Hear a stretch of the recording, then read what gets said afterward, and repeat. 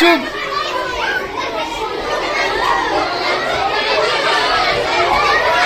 কি হলো?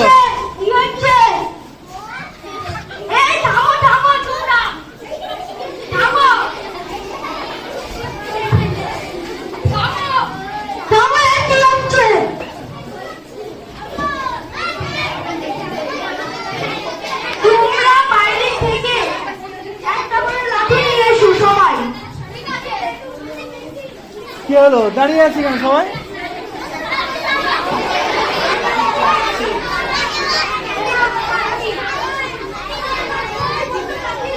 তুমি প্রথম লাঠিটা ভাঙো। তুমি ভাঙো। তুমি ভাঙো এবারে। তুমি ভাঙো। সবাই লাঠি দাও এবারে।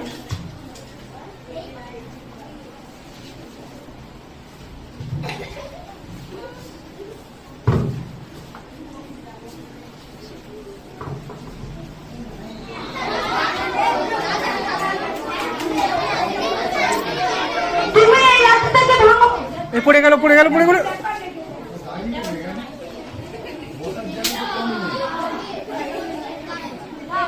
তুমি এবারে এই লাঠিটাকে ভাঙো। তোমাদের হবে না, তুমি ভাঙো এবারে। ওইটা ভেঙে দিয়েছি, আর এর কোনো ব্যাপার নাকি?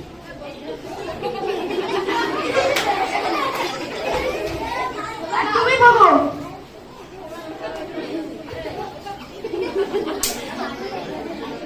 ভাঙেনি, দেখেছো? যদি তোমরা সকলে একসঙ্গে না থেকে আলাদা আলাদা ঝগড়া করো তাহলে তোমাদের সবাই আক্রমণ করতে পারবে। আর যদি তোমরা একসঙ্গে মিলেমিশে থাকো তাহলে কেউ তোমাদের ক্ষতি করতে পারবে না। তোমরা সবাই গলা মিলাও।